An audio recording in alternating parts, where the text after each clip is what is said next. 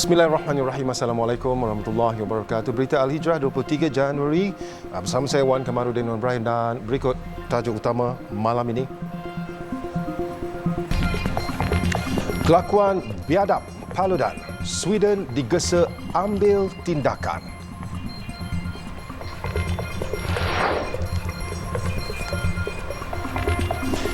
Perangi Islamofobia, Malaysia wajar ketuai bantahan.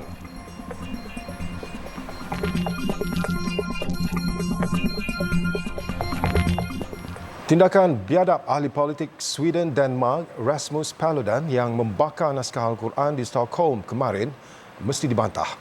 Menteri di Jabatan Perdana Menteri Hal Ehwal Agama Datuk Dr. Muhammad Naim Mokhtar menegaskan tindakan provokasi itu telah menyalahgunakan prinsip kebebasan bersuara dengan menceroboh Al-Quran yang menjadi kitab suci agama Islam.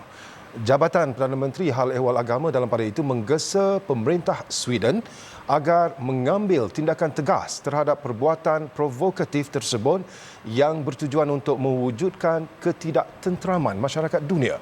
Tambah beliau, kenyataan Perdana Menteri Datuk Seri Anwar Ibrahim yang mengutuk sekeras-kerasnya tindakan ahli politik Sweden itu juga telah membuktikan kesungguhan Malaysia untuk menentang sebarang bentuk keganasan dan kebencian, khususnya Islamofobia. Dan sebelum ini, Paludan menyertai bantahan di hadapan kedutaan Turkiye di Stockholm dan bertindak membakar Al-Quran yang mencetuskan kemarahan dunia Islam. Dan tindakan itu dipercayai selepas Turkiye dilaporkan membantah keanggotaan penyertaan Sweden dalam Pertubuhan Perjanjian Atlantik Utara NATO.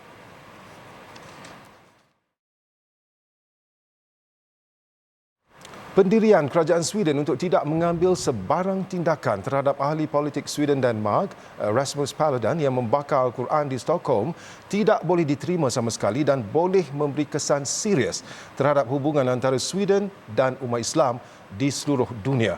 Menteri Luar Datuk Seri Dr. Zamri Abdul Kadir berkata aktiviti melampau itu perlu dihentikan bagi memerangi sentimen Islamofobia yang semakin membimbangkan di negara itu.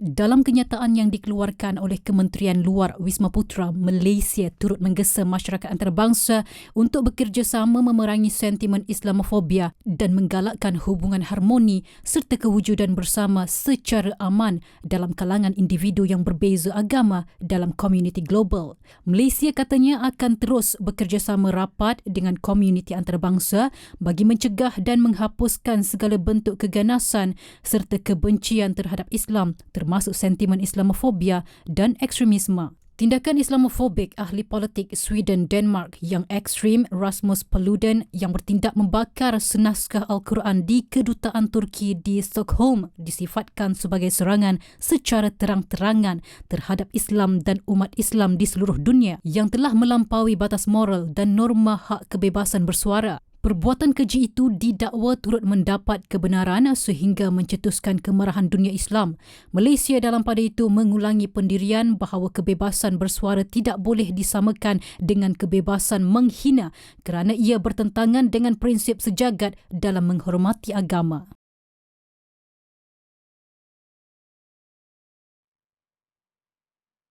Sementara itu, isu Islamofobia yang berlaku di Stockholm antara perkara yang akan dibincangkan pada lawatan rasmi Perdana Menteri Datuk Seri Anwar Ibrahim ke Brunei yang dijadualkan bermula esok. Memetik laporan bernama Menteri Luar Datuk Seri Dr. Zamri yang juga selaku Menteri Pengiring kepada Datuk Seri Anwar pada lawatan rasmi itu berkata beliau akan membincangkan perkara berkenaan bersama rakan sejawatnya Eriwan Muhammad Yusof kerana ia menyentuh kedudukan umat Islam seluruh dunia. Datuk Seri Anwar dijadual mengadakan lawatan rasmi 2 hari ke Brunei mulai esok yang juga merupakan destinasi kedua lawatan rasmi beliau selepas dilantik sebagai Perdana Menteri pada November lepas. Beliau berkata Malaysia adalah sebuah negara yang mengamalkan keamanan dan menerapkan sikap hormat menghormati antara pelbagai kaum serta agama dalam kalangan rakyat.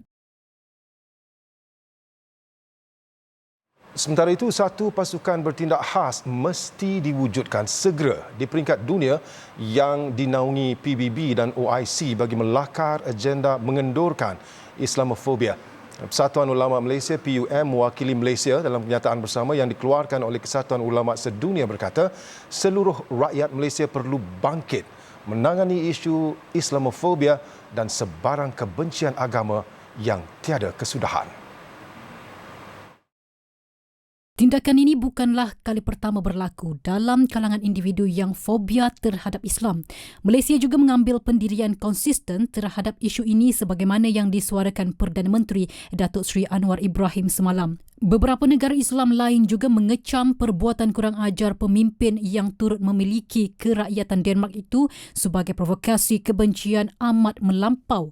Aksi biadab peludan yang turut menghina Islam itu menyebabkan Turki bertindak balas membatalkan lawatan Menteri Pertahanan Sweden Paul Johnson ke negara berkenaan. Perbuatan itu bukanlah kali pertama dilakukan peludan di mana ahli politik sayap kanan itu pernah membakar Al-Quran di Denmark bagi meningkatkan sokongan terhadapnya menjelang pilihan raya Denmark. Perbuatan sama juga pernah dilakukan di Sweden sehingga mencetuskan rusuhan di bandar itu. Peludan yang juga kumpulan anti pendatang dan anti-Islam mula mendapat perhatian umum pada 2017 selepas membuat video YouTube anti-Muslim.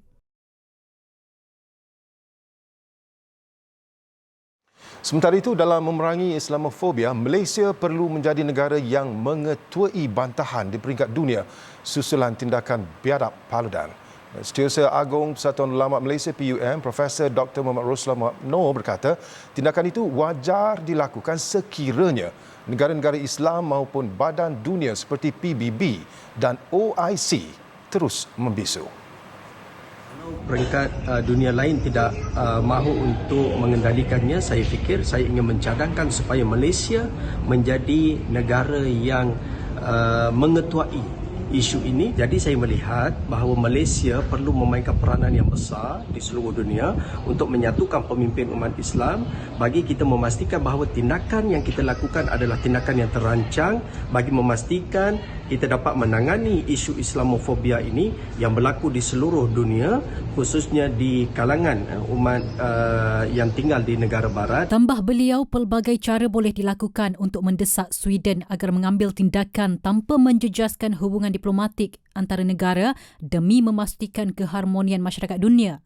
Yang pertama, kalau di peringkat Malaysia, kita panggil duta Sweden ke Malaysia dan kita sampaikan bantahan kepada mereka. Ini boleh dilakukan oleh pihak kerajaan. Yang keduanya, saya fikir kita perlu untuk mendesak supaya pelaku ini dibawa ke muka pengadilan dengan secepat yang mungkin. Dan yang ketiga, kita meminta supaya satu pasukan antarabangsa ini untuk diwujudkan dengan segera dan mereka dapat bersidang dengan segera bagi mencari jalan untuk mengatasi isu yang sedang berlaku ini. Tragedi seumpama itu bukan kali pertama berlaku dan negara terlibat seharusnya memberi pengajaran kepada pelaku kerana ia melibatkan sensitiviti agama. Jenazah dua beradik lelaki yang maut dalam kemalangan di kilometer 71 Jalan Batu Pahat, Mersing, Kahang semalam selamat dikebumikan dalam satu liang lahat di Tanah Perkuburan Islam Kampung Melayu sekitar pukul 10.40 pagi tadi. Terdahulu jenazah Muhammad Zarfan Noramin, 16 tahun dan adiknya Muhammad Syakir Noramin, 11 tahun dibawa ke Masjid Kampung Paya untuk disembahyangkan. Bapa dua beradik itu, Noramin Daud, kelihatan masih sugol, menangis dan tidak bermaya tatkala jenazah anak sulung dan anak ketiganya dikebumikan. Dalam kejadian petang semalam, 6 maut manakala 5 lagi cedera dalam kemalangan melibatkan dua kenderaan iaitu Perodua 2 Myvi dan Honda Stream di kilometer 71 Jalan Batu Pahat, Mersing, Kahang. Perodua 2 Myvi yang membawa 8 orang itu dipercayai dalam perjalanan dari Kluang ke Kahang untuk berkelah di pantai Air Papan, Mersing sebelum kereta yang dinaiki mereka hilang kawalan dan bertembung kereta Honda Stream di lokasi berkenaan pada pukul 4.40 petang. Turut meninggal dunia adik-beradik Siti Nurzanah Kahdar 26 dan Masrina Kahdar 21 serta Muhammad Adil Abdul Kahdir 22 dan Muhammad Ashraf Rafiq Muhammad Arifin 11.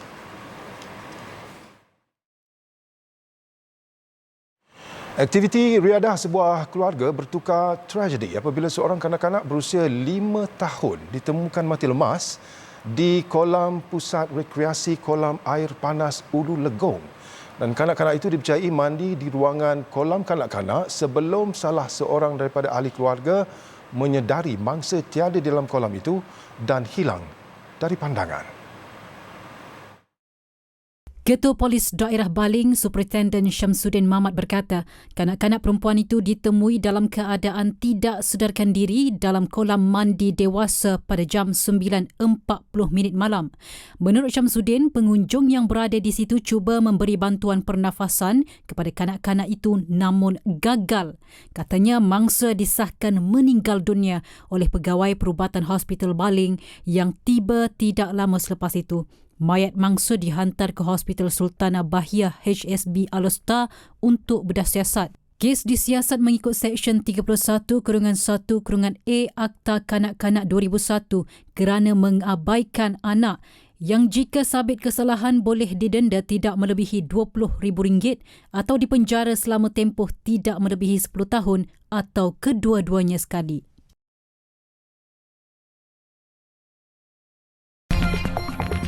Malaysia boleh jadi negara maju jika bantras rasuah.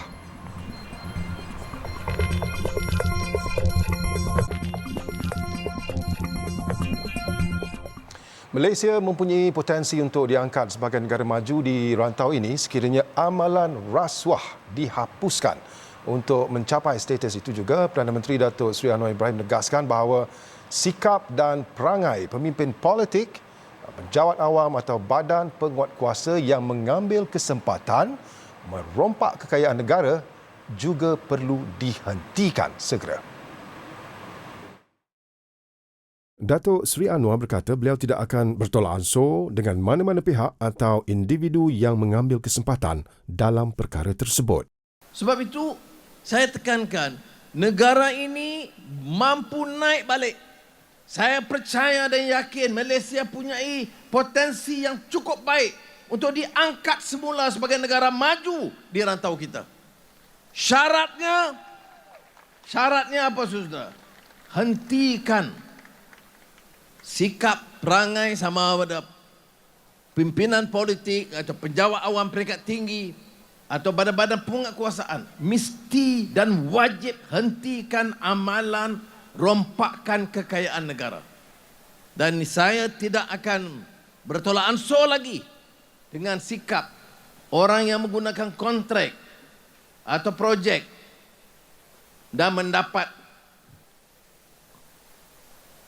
mengambil kesempatan untuk mencari kekayaan yang bukan hak mereka. Dalam pada itu, Anwar berkata rakyat Malaysia seharusnya berani menolak fahaman perkauman dan rasuah serta salah guna kuasa jika mahu negara ini terus cemerlang di mata dunia. Rakyat Malaysia mesti ada keberanian untuk tolak fahaman perkauman dan tolak rasuah dan penyalahgunaan kuasa.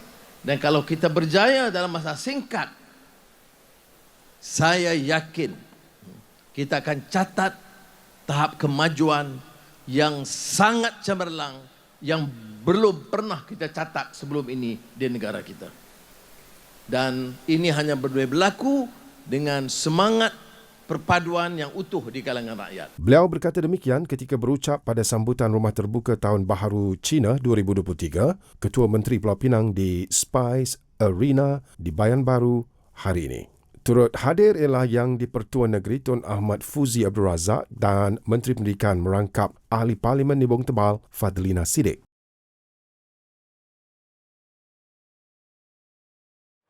Jambatan Bagan Datuk Sejagup yang menghubungkan lebuh raya pesisiran pantai barat WCE ke kawasan Pasir Salak dan Lumut Manjung akan mula beroperasi menjelang Hari Raya Aidilfitri.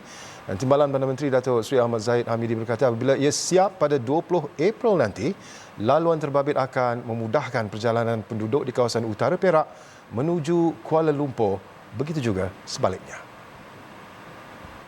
Dan dijangkakan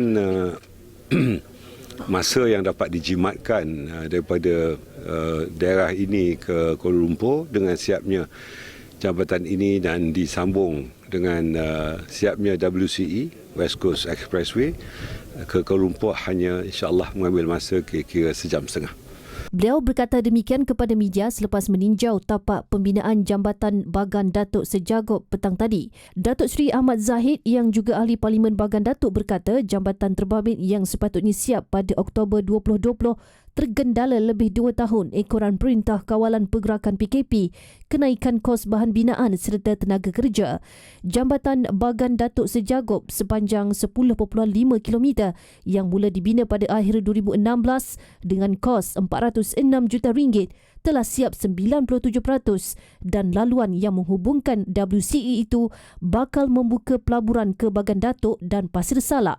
Setakat ini jelas beliau perbincangan telah dibuat dengan 2 pelabur untuk membina kilang di seberang kedua-dua jambatan terbabit dan ia dijangka akan menawarkan 4,000 peluang pekerjaan baharu. Ibu kepada 4 cahaya mata yang berasal dari Sik Kedah, Siti Hamidah Abdullah, 27 tahun, buntu memikirkan nasib diri dan anak-anaknya selepas suami yang menjadi tonggak keluarga koma sejak September tahun lalu. Hamidah yang baru saja melahirkan anak keempat dan kini berusia 20 hari hanya mengharapkan ihsan saudara mara demi memastikan anak-anaknya dapat meneruskan persekolahan seperti biasa.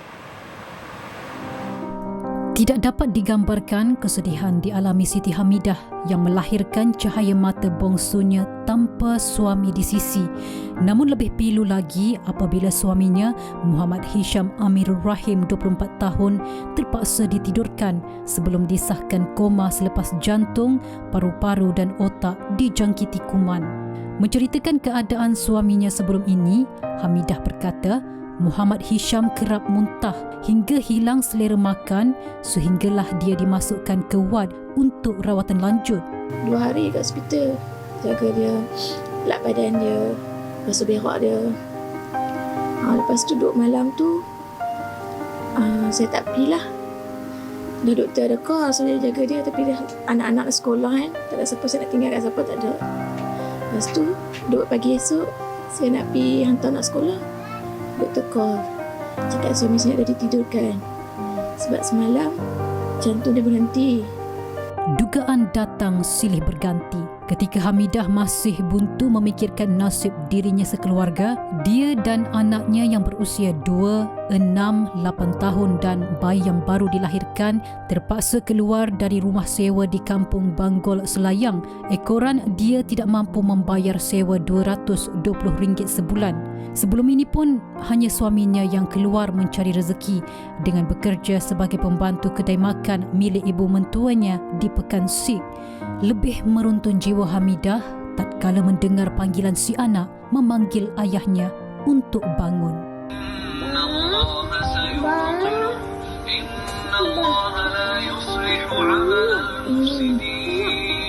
Mujur ada insan yang masih prihatin terhadap kehidupan Hamidah dan anak-anaknya. Urusan persekolahan anak-anaknya banyak diuruskan oleh kakak iparnya, Intan Diana Syakina Rahim, 27 tahun. Intan yang bekerja sebagai kerani di sebuah syarikat guaman dan telah berumah tangga, pilu memikirkan ujian yang dihadapi adik ipar dan anak-anak saudaranya yang masih memerlukan kasih dan sentuhan seorang ayah. Keadaan Intan ni pun, Intan pun kadang-kadang struggle juga. Fikir macam mana keadaan mereka lagi dengan keadaan adik Intan. Intan pun ada seorang adik je. Macam Intan balik kerja pun memang auto mereka pergi tengok adik dulu. Sebab tak boleh kalau sehari tak pergi tengok. Sebab mesti akan cuci luka dia, salin pampers dia apa semua. Sebab Intan pun dah tak mau dah kehilangan kali kedua. Sebab Intan dah kehilangan mak. Kita tak makan kali kedua lagi. Kita harap sangat adik boleh sedar lepas ni. Penderitaan ditanggung keluarga ini mendapat perhatian aktivis masyarakat. Natifah Abu yang berkunjung ke rumah tinggalan arwah ibu mentuanya di Kampung Caruk Damar. Natifah turut menyampaikan sumbangan wang tunai dan barangan dapur bagi memenuhi keperluan keluarga ini. Sumbangan kepada keluarga ini boleh disalurkan ke akaun Agrobank Siti Hamidah Abdullah seperti tertera atau menghubunginya di talian 013 5484 548.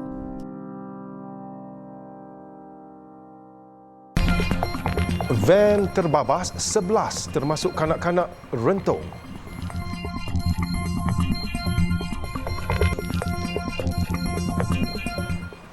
Sebelas individu termasuk 2 kanak-kanak rentung dalam kemalangan melibatkan sebuah van yang terbabas sebelum terbalik dan meletup di Nakhon Ratchasima, Thailand. Hanya seorang mangsa berjaya menyelamatkan diri. Menurut mangsa yang terselamat Tanachit Kingkau, kemalangan itu berlaku ketika mereka dalam perjalanan dari Amnat Charoen ke Bangkok. Menurutnya, ketika kejadian, dia yang sedang tidur terkejut setelah mendengar jeritan sebelum van itu terbalik dan terbakar. Dia segera memecahkan cermin van berkenaan dan merangkak keluar menyelamatkan diri. Tidak lama kemudian, van itu meletup. Dalam pada itu, menurut seorang penyelamat, dia tidak sempat berbuat apa-apa untuk memadamkan kebakaran. Ini kerana hanya 30 saat sahaja diambil sebelum kenderaan itu 100% dijilat api. Van itu juga meletup 3 ke 4 kali. Punca sebenar insiden berkenaan masih dalam siasatan. Institusi Pengajian Islam terulung dunia, Universiti Al-Azhar mengutuk keras tindakan biadab ekstremis Sweden membakar Al-Quran dan provokasi itu disifatkan sebagai perbuatan jenayah dan tidak bertamadun. Memetik laporan Arab News, Universiti Al-Azhar dalam kenyataannya menyifatkan kejadian seperti ini yang kerap berulang di Sweden menandakan pihak berkuasa negara itu bersekongkol dengan pelampau sayap kanan yang terus-menerus menghina umat Islam seluruh dunia. Tindakan kerajaan Sweden membenarkan perbuatan membakar Al-Quran itu juga mengganggu gugat usaha mempromosikan keamanan, dialog antara agama serta komunikasi antara dunia Islam dan Barat. Justru Al-Azhar menyeru masyarakat antarabangsa agar bangkit menentang perbuatan menghina agama itu. Bagaimanapun, Al-Azhar menegaskan perbuatan keji itu tidak sekali-kali menjejaskan kesucian Al-Quran. Kitab suci itu akan terus menjadi pedoman dan panduan hidup kepada seluruh umat manusia. Di Aleppo, Syria, sekurang-kurangnya 16 korban setelah sebuah bangunan kediaman runtuh. 5 kanak-kanak antara yang maut.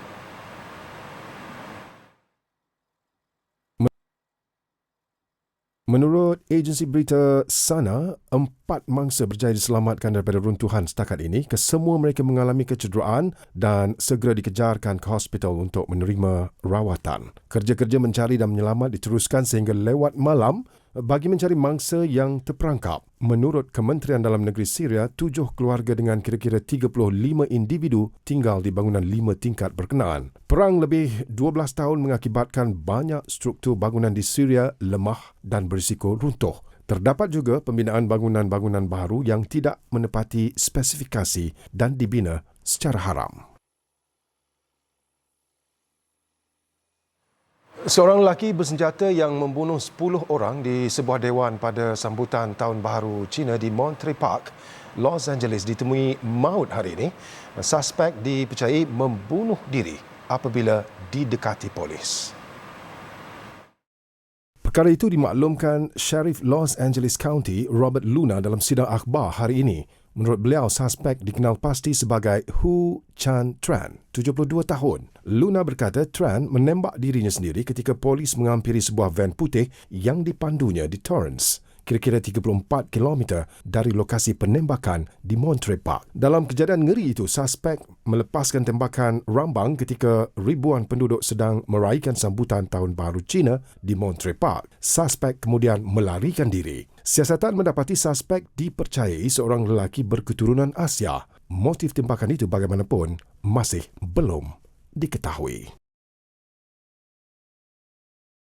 Sekian berita Al-Hijrah. Jangan lupa berita Al-Hijrah turut berada di pelbagai platform media-media sosial seperti Facebook, Twitter, YouTube, Instagram dan TikTok.